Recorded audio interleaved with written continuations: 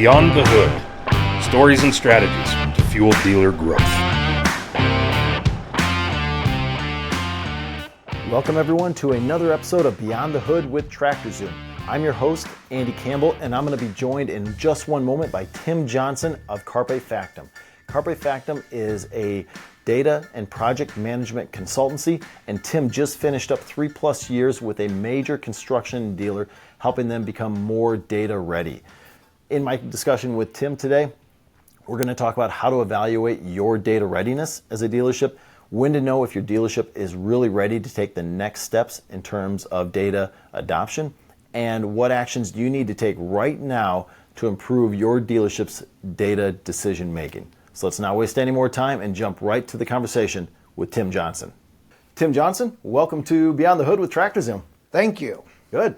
Well, I've got a history with Tim. I've known you for a long time, and now we're, both of us working in the Central Iowa, Des Moines metro area. We had a chance a while ago to just meet for coffee, and honestly, when we met, I had no idea what you were doing. Yeah. So before we get into too much, give me like a quick 60-second intro into what you're doing. Well, I just finished up a 3.5-year engagement with a major construction dealership. Okay, so. Good. And it's when you said that, when we were meeting for coffee, that I'm like, wait a second, we're playing in the same space here. Yeah. And to top that off, your focus is on data. Yes. And so that's going to kind of revolve our whole conversation, today. Mm-hmm. So we're going to go into many facets of data and dealerships and those benefits. But for our listeners that are just tuning in now, what is the one or two takeaways that you think they need to leave with at the end of our conversation? Great question, Andy. When I'm talking to my teams and new clients, I generally get down to the fact that data should be doing one of two things. One, it should be allowing people to either take an action, or two, make a decision. And if your data is not allowing you to do one of those two things, then you really need to examine why you're collecting data, why you're processing data, why you're spending money on storing data. Because really it boils down to those two. Good. And that's a great takeaway, because I also feel overwhelmed at times of all the data. What do you do with everything? And starting at the end and thinking, what are you going to do with this? How's it going to help you? That's a great takeaway. So that's where we're going to end up. Those are the takeaways. But let's start now at the beginning. And if you wouldn't mind, just give myself, our listeners, a little background about yourself and your business, Carpe Factum. Okay, so I started my business about 2 decades ago, and the primary strategies, primary service providing I do is project management. So really helping my clients get from point A to point B. Beyond that, I've been an adjunct professor at Drake. I was there in their MBA program for 2 decades, and really most of my life has either been in IT or project management. Good. And I know, we've got people out here in the Tractor Zoom office. I've also got other people I know in the area that have had you. And I'll speak very highly of you. So thank you. That's good. Now, let's go with the most recent role on the data consultant side. Yes. So give me a little bit of background about what you're doing with this major construction dealership, and then we'll start from there. A lot of it really had to do with tech debt. So when the CIO came on board, she really found that the prior CIO had not kept up with the times. And that included the CRM, the ERP, data, infrastructure, all of it really had been ignored. So she had a rather Herculean task of just bringing that dealership into the 21st century. And it was a rather large conglomerate. It wasn't just dealing in one brand, one OEM. It was across several brands, depending on which division we were talking about. Okay, good. Of that, and we might get into this a little bit later, but we work with a lot of dealerships that are kind of doing the same thing, all on the ag side for us right now. But what are a couple of the hurdles that you hit, or the challenges that you had there? Probably one of the big things was just getting people to understand the need for a data strategy. or the need for any of the IT solutions. Like the ag industry, the construction industry is very, very relational. And a lot of people have just like kept a vast amount of information in their heads about their customers and have been successful. Right. However, as the volume of data increases, not only the number of fields, but then just the number of records to maintain, it gets harder and harder to keep all of those clients straight in your head. And so a lot of people are looking for solutions that either empower them, through CRM, keeping track of all the customer contacts, all those details about your customers, or on the back end an ERP. What's the profit and loss for this customer? Do they have good credit? A lot of times, like I said, in that relational thing, we continue to do business with people with, say, less than stellar credit because we have that relationship. Right. And now, it's like we have so much information available to tell us, should you even be doing business? Where is their credit really on that sliding scale of excellent to And you talked about the too much to keep in your mind. Yeah. And we also talk to a lot of our clients as well about if there's so much in somebody's mind, which is fantastic. Having a salesman or a sales manager with all those relationships is great. But what happens when they leave? Yeah. Then you lose that book of sale. Yeah, and sometimes they leave rather suddenly. I'm in my upper 50s, and I'm kind of getting to that point where I'm seeing friends retire suddenly, or worse. Right. I've seen some with health issues where they've just said, no, I can't do this anymore, and so sometimes that transition is very sudden, and if you don't get what's inside their head into a system where someone else can pick it up. One of the standard tongue-in-cheek examples we use just in project management in general is, what if you get hit by a bus tomorrow? Right. So we'll switch that. What if you get hit by a tractor tomorrow? Maybe. All of that institutional knowledge is lost. And companies really don't take into consideration a lot of that, not just the dollars and cents and the business side of things. Some of these people are gatekeepers of their culture and know the organization inside and out. And so when that leaves suddenly, it not only leaves a business hole, it leaves an organizational cultural hole. So yeah, that is a huge issue. So Good. So you said you've been working within your business for 20 years. You're working with this construction dealership for 3 years? 3.5. Okay. Yeah. So in all of your experiences, how has the use of data transformed all industries, but even maybe especially the construction industry in the 3 years that you were there? Well, as I mentioned, it's very relational, and so that's been one of the things that's affected it.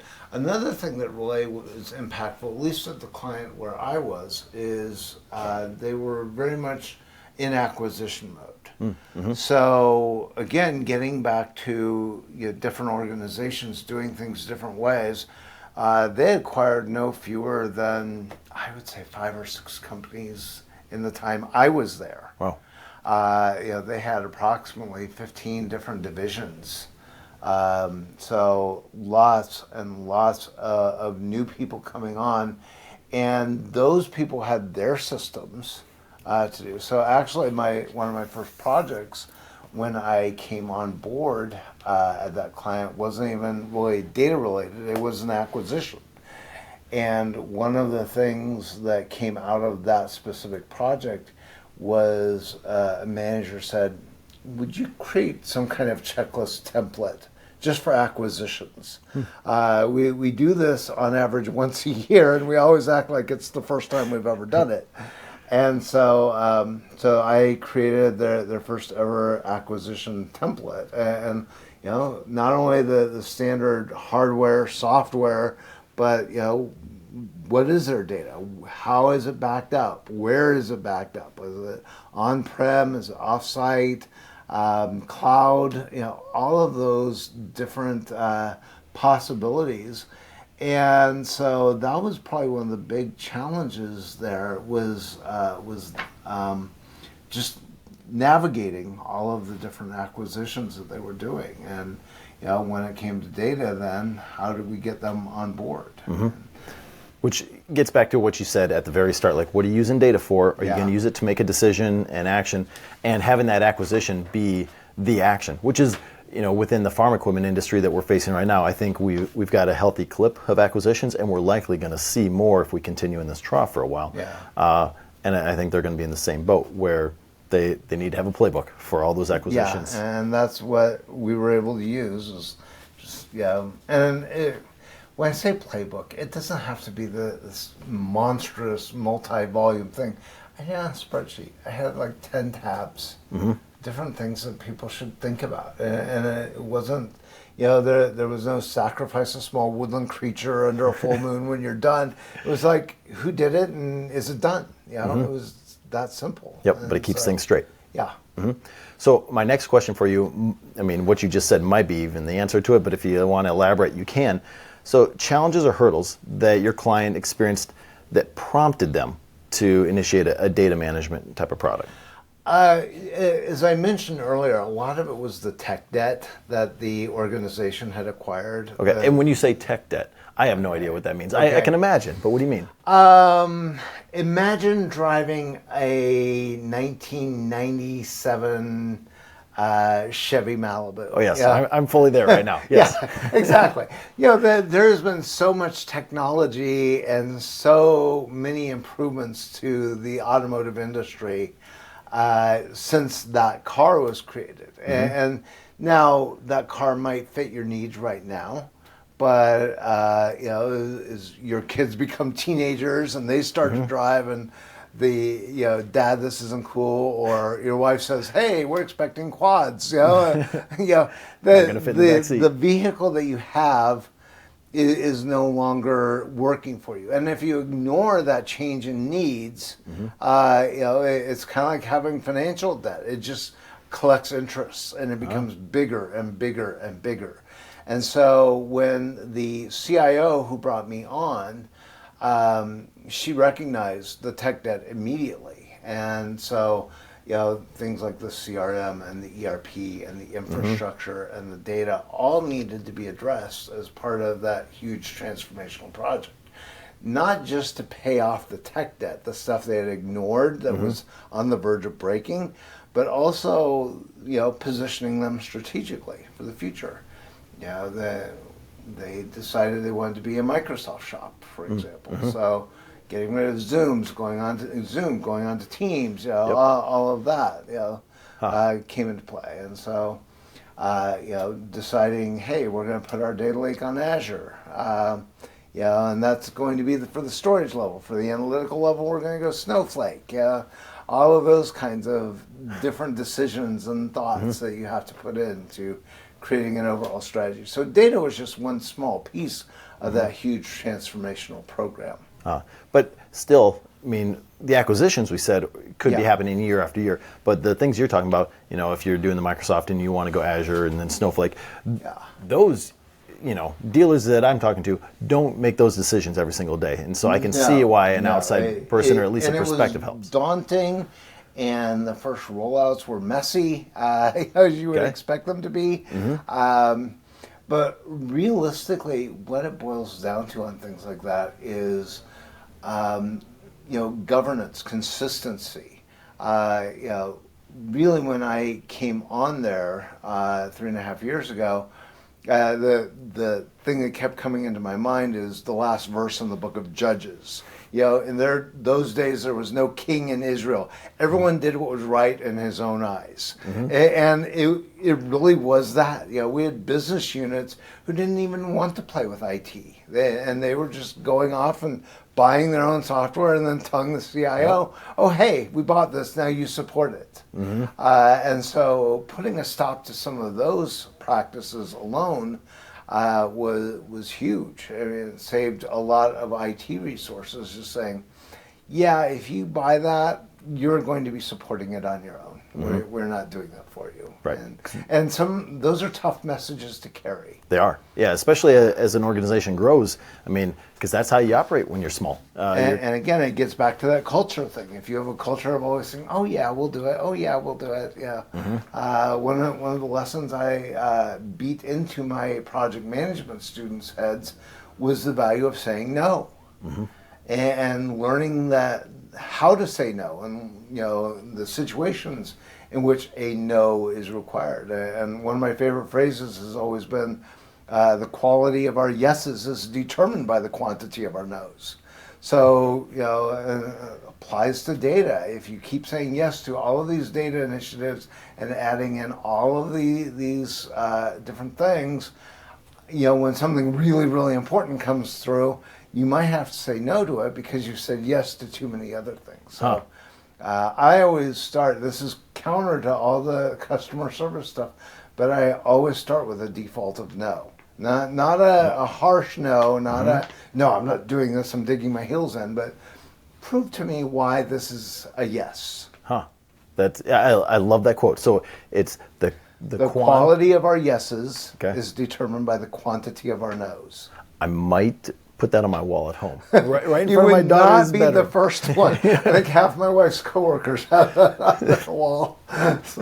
Okay, so that's good. We have a lot of dealers who probably are listening now saying like, that sounds a little bit like me, but I'm not sure if I've got tech debt yet. Yeah. What other triggers or things that might be going on in their business should they be evaluating or at least thinking about now as they're driving down the road saying, ooh, maybe is it time for me to kick this into gear and get a data management policy and project going? One of my biggest triggers when it comes to data is whenever I hear the phrase, well, that can't be right, when talking about the data. And that tells me that either they haven't really been paying attention to their data all along, or something has changed. For example, they might have put in some new software. I saw that happen with a past client where they put in a new point of sale system. And all of a sudden, they were getting accurate data for the first time ever. Oh. And some people didn't like that accurate data because it made other things look less favorable. And so they started blaming the data and saying, well, that can't be right. And so really it boils down to, do you trust your data? If you had to lay your life on the line, would your data support you? What's your data integrity? What's the credibility of the data? And how much are you willing to stake on that credibility and data integrity? That's a good initial question that about anybody, wherever they're at, can ask that right now. Oh, yes. So, good. But, then, another one that I just see is dismissiveness as a trigger. It's not that important. Oh, we can deal with that later. Oh, yeah, we know it's broken, but, as long as we know it, everyone's fine.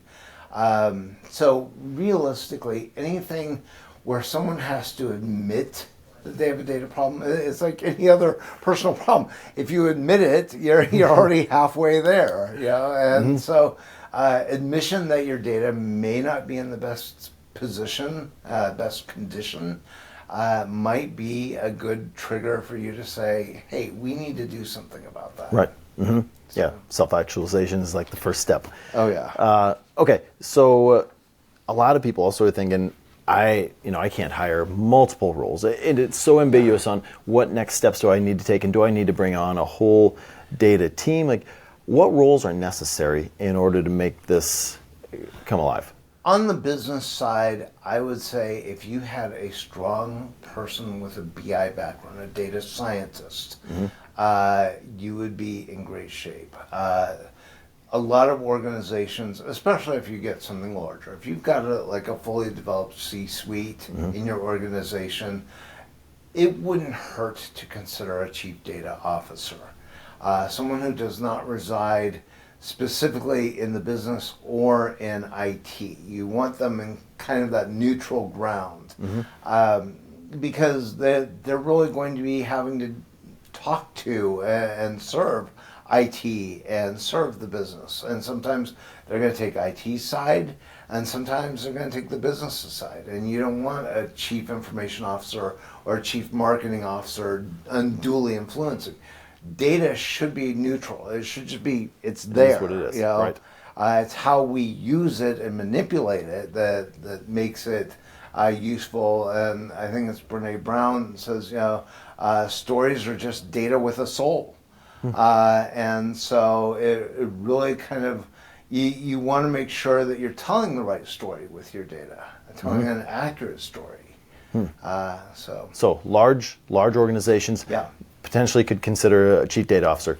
Smaller organizations, If you have a really strong BI role on the business side, that should be enough. okay. Now, on the technical side, there are a few other roles that you want to consider. I would say a really strong data analyst or data architect. You probably want both, to be honest. Again, depending on the size of your organization. But if you have a good seasoned data analyst, a lot of times they can perform at least some basic architectural skills.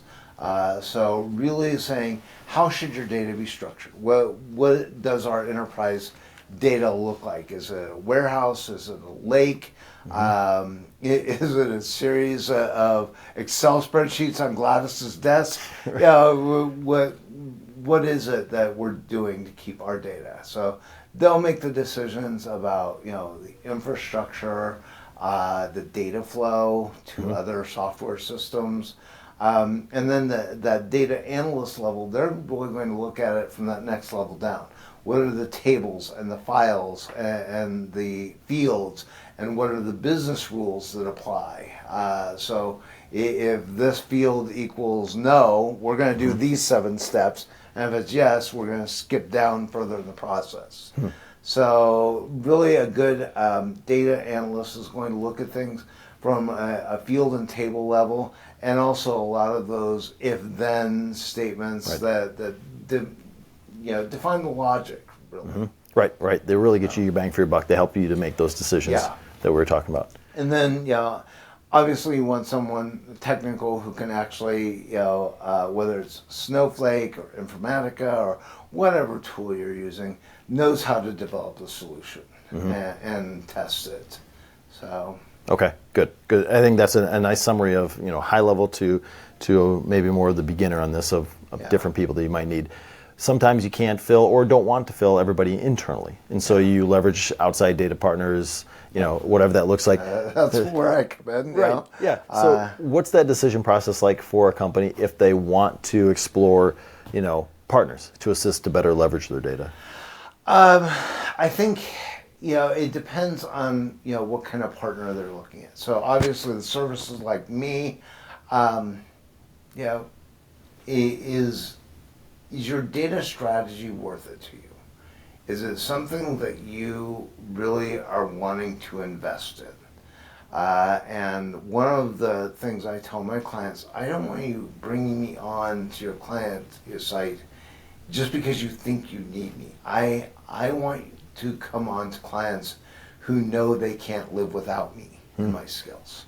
So, and there's subtle difference in the wording there, but but if a company knows that they need a strong data project manager who's done this to survive, I want them thinking about me. So, but if it's just that, someone told me I needed a project manager, I'd be like, next please. So. Yeah, it makes your job tougher once you get to the site if you have to then sell yourself again to get the adoption piece to happen. Yeah, I like it when the executives are very passionate and say, yes, we need this.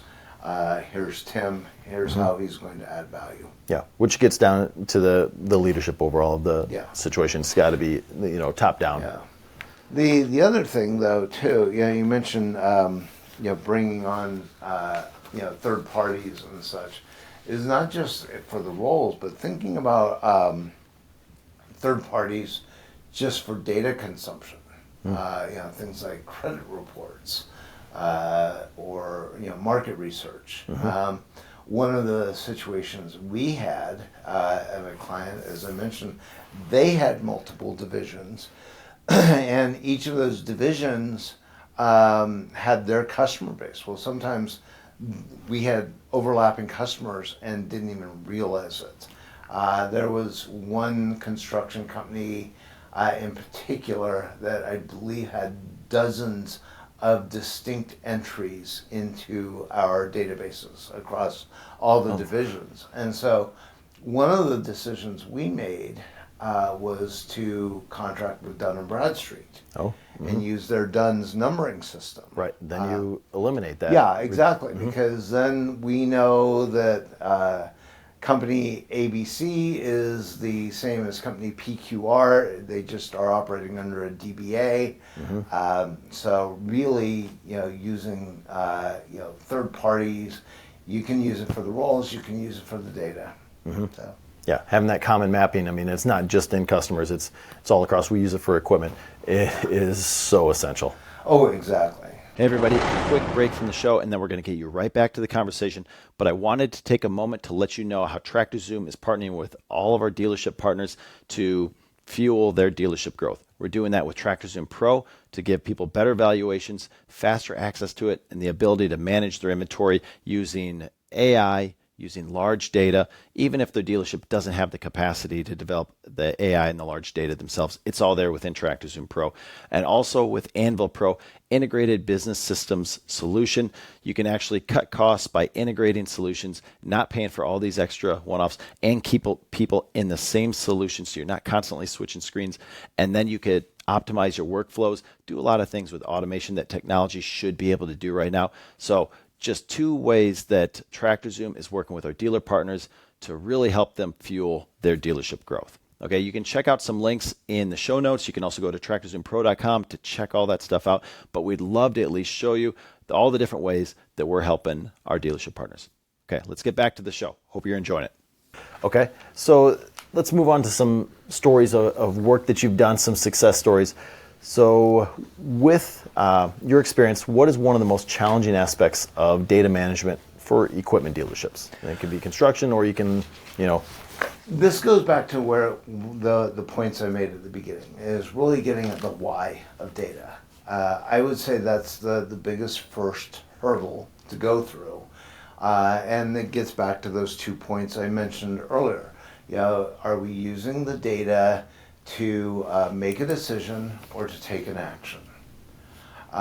Data is not like your grandmother's Tupperware drawer. We don't keep things just because we think we might need them someday. And that lid has not seen a container in 15 years. That container is not coming back. So, and it's amazing how often we do that in the data sphere. We might have tracked a piece of data, back when there were fax machines. Yeah. Please tell me no one is keeping a fax number anymore. Well, I know there are people, who are maintaining fax numbers, even though probably 90% of their clients no longer have a fax machine. Oh yeah. Oh, this I keep stuff way too long. So my wife's actually, if she's listening to this, she's like, "Oh, that's you." Yeah, I know. So I wrapped up on my client last week, and I've been doing an archaeological dig on one room in our basement that's become that black hole dumping ground. In the 10 years we've lived in that house, and so I told my wife and kids I will be in a very bad mood. I will make sure I'm in a bad mood when I go through there and start purging your stuff. It's all gone. Yes. So, okay, on that then, this is the perfect segue for data cleanup, because, Yes. we work with dozens and dozens of dealerships all across the country and all in different states of data cleanliness. Yeah. But you've got to start with where you are. So if you don't have clean data right now, it's not like you can reverse time. So from a data cleanup standpoint, why is it important, first of all, and how maybe is it different than construction than what it might be elsewhere? Data cleanliness is the same. You're trying to eliminate bad data. You're trying to eliminate duplicate data. All of those things. And I want to sidebar here really quickly because you said something very insightful that a lot of people don't think about. You said, to start out with, knowing where you are. And one of the things I'm always talking to my clients, to the point that I've annoyed some to the point of nearly hating me, but really doing a current state analysis on your data. Where are you right now? The good, the bad, and the ugly. Where are the interfaces? What's the structure of all of your tables and your fields? And where are those business rules? Right now, don't think about where you want to be in the future. Really do an assessment right now, because when you start going into projects for new solutions, new software, new interfaces, you're going to want to know that information, not to stay where you are, but to at least be familiar with your starting point. When you take a trip, you always know where you're starting from on a map. You know, very few people just say, well, I want to wind up in Iceland, but I have no clue where on the globe I am now. So really having that current state is so critical. But then, when it comes to data cleanliness, just understanding what unclean looks like. You can't really designate something, as being clean data if you don't understand what not clean looks like. So, okay, let's jam on this a little bit then, because construction is going to be a little different than farm equipment, but maybe not so much. Yeah, the fields will be different, but the philosophy is the same. Yeah. So what does some unclean data look like? What are some examples? I can give you a great example. So one of our divisions, if they had a customer name that was too long, they were continuing that rather than just concatenate or abbreviate to make it fit in there. They were continuing the customer name into address line 1 and then putting address line 1 into address line 2, which under the old system worked great. Right, you can pull it up and you can read it. Yeah, the volume. When we went to transfer that from their current system into Salesforce,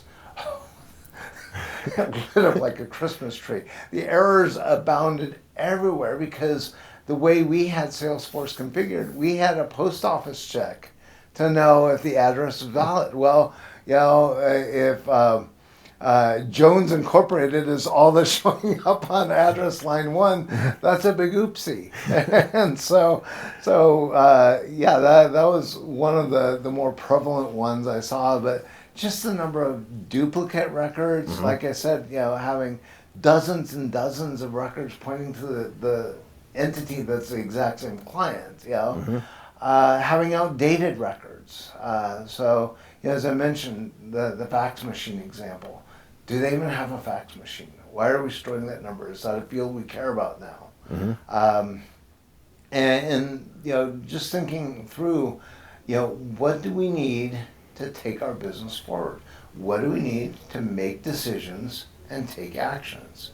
And if our data, if the credibility of the data isn't there that's allowing us to make good decisions or take forward-thinking actions, that becomes a critical point where you have to say, okay, our data may not be clean. Okay, so we can go in there and we can throw out some old Tupperware and root out the basement. Yeah. But what about, are we just going to come back in a year and it's going to be the same pile again? And do it again? Oh yeah, you have to put in the processes to prevent the dirty data from getting in there. So going back to my prior example, we had to go back to that business unit and say, no, do not put the remainder of the customer name on address line 1. That is a bad process. It may have worked for you up till now, but it's not going to work anymore. And then creating exception reports or data audits that allow you to see when people are still doing that, because that's where the technicality of data collides with the people aspect of things. Right. So I'm glad you brought up this audit report because, again, I coach a lot. Yeah. And if I can give the constant feedback and watch every single thing, I can correct errors when they happen. Yeah. But I can't watch everything at the same time. And same with all these dealerships. You can't see everybody at the parts desk putting information in. Yeah. And so what does a data audit or report look like? Really, it's just going to tell you how much of your data is in compliance. So let's say you've got, I'm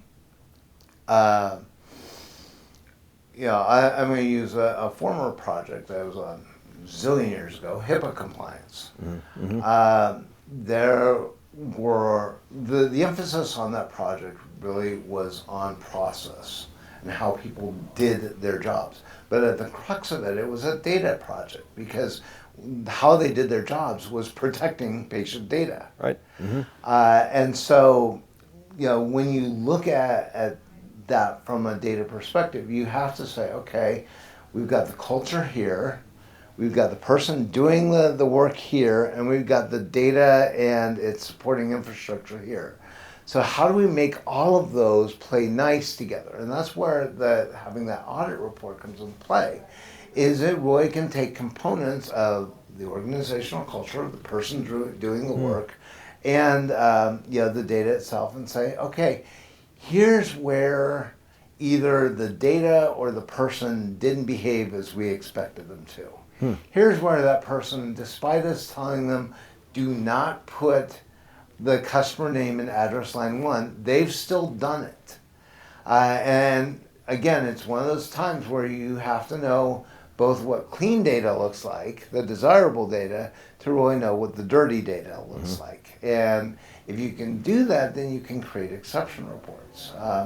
We were interfacing with the corporate of our dealer brand and switching from one database to another. And one of the things that had been happening is that dealer corporate had been sending files back to the dealer, but they meant nothing to the person who was receiving them. It was just, this is an error. But it didn't give any details why. So when we were working on this other project, we said, how about if we build our own audit exception report, and then we can put whatever error message we want that, I don't know, might actually mean something. Right. And then we Meaningful can fix feedback. it. We don't have to wait for corporate to send back, hey, this data from 5 months ago was bad. And then it's go hunt down the file and all of that. So. That empowers the place Yeah. where decisions are being made. Yeah, and the gets that more feedback really proactive faster. you can be on creating those exception reports, and again, it comes down to the acknowledgement that no, your data is not perfect. This is not your beautiful child that you send for school pictures. The data does not always behave like you think it's going to behave. Data is not, in many ways, raising a data strategy is a lot like raising a child because they're As I'm going to be discovering in dirty. this conversation. They're going to be dirty and it's not going to behave. That's 2 more takeaways for Yes. your listening audience. Right. Parenting/data podcast. Yeah, exactly. So, Okay, so let's get third-party data into Yeah. this because that helps people make decisions. It's something that we at TractorZoom help a lot of our dealer partners in. How does that play into the overall data strategy? And how do individual consumers or people within a dealership use that data? yeah, a couple of different things on that is, as I mentioned before, things like credit reports and market data and even the use of DUNS from Dun & Bradstreet were all great examples of using third-party data. The decision to go that route really depends on the strength of your current data. Do you have enough data in your database to make decisions, take actions? If you don't, then you may have to supplement with some third-party data.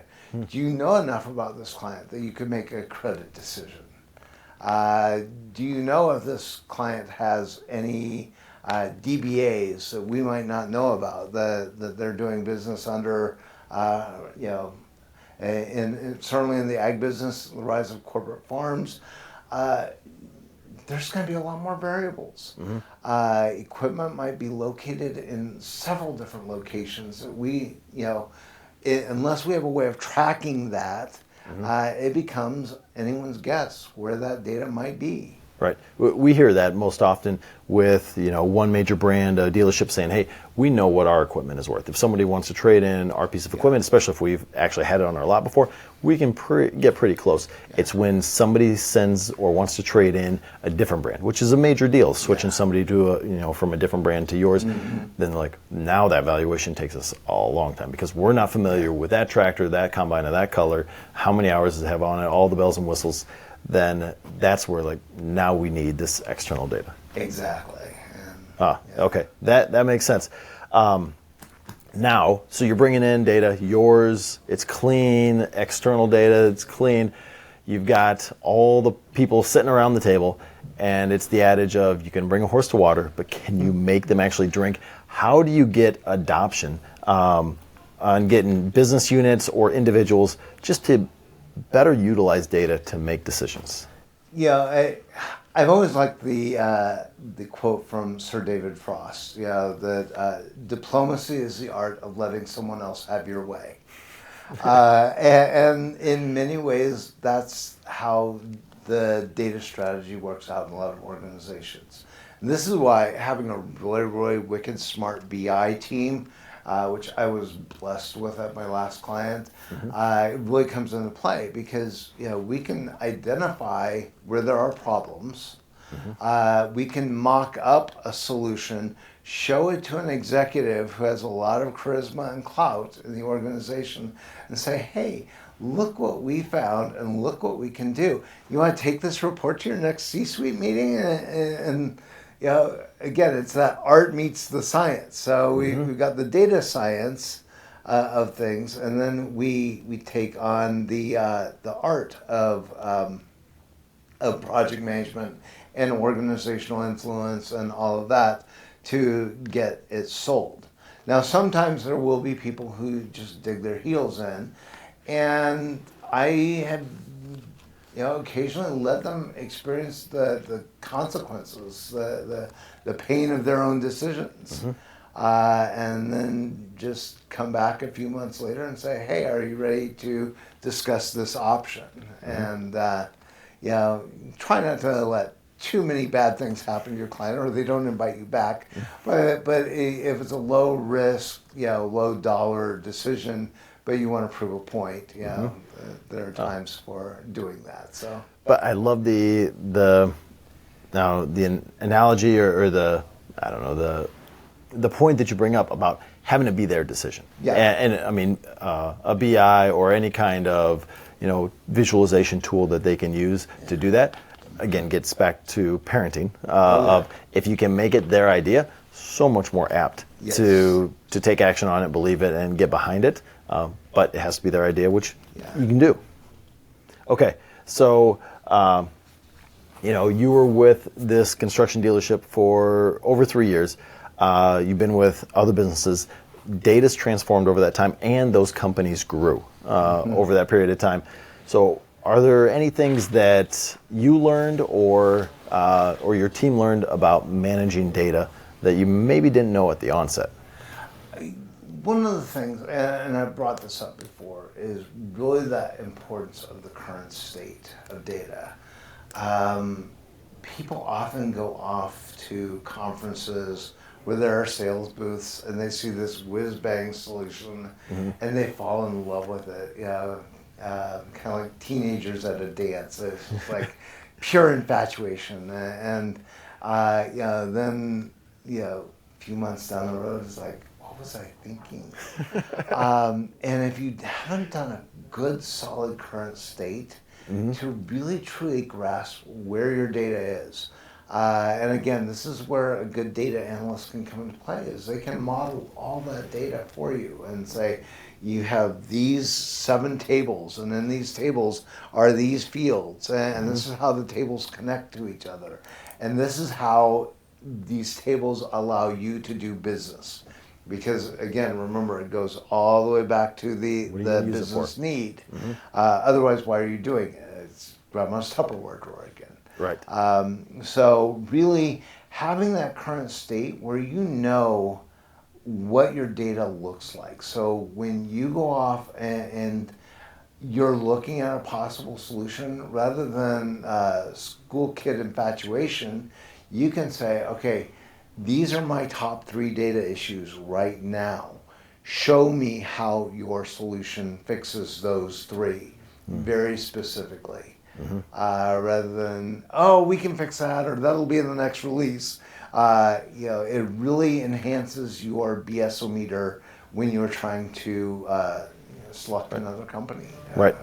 You know where you're at and you know where you're going. Exactly. Okay. So let's break from that and let's break out the crystal ball. Yeah. Let's spend a little time looking forward, imagining what is to come. So we're sitting here now at the end of summer, beginning of fall of 2024. Yes. With all the AI that's happened in the past year, the continual collection of a lot of data, what do you think are some of the more significant opportunities that lie ahead of us in the dealership realm, in the equipment industry and dealerships? Yeah, I think, I'm glad you brought up the AI thing. I mean, that's obviously the giant elephant in the room for everybody is how can we use it? But the point that it all goes back to is, are you going to be reactive or proactive with your data? And if you're using AI correctly, you can be proactive. You can contact customer Joe and say, hey, did you know that your tractor is due for service in 3 weeks? I can make the schedule for you. I noticed that you don't like evening appointments, so we can make this mid-morning. And, by the way, here's 3 manufacturer coupons or deals going on right now for your specific make and model. And here's 2 recall notices. So bundling all of that and creating an excellent customer experience is where I really see data coming into play. And I didn't even get into CX and UX, the whole customer and user experience field, because, again, that's one of the things data can do for you if you're using it right, is you can really create that amazing experience for your customers and really kind of think through it. The other thing that I don't think data scientists consider enough is the human side of data.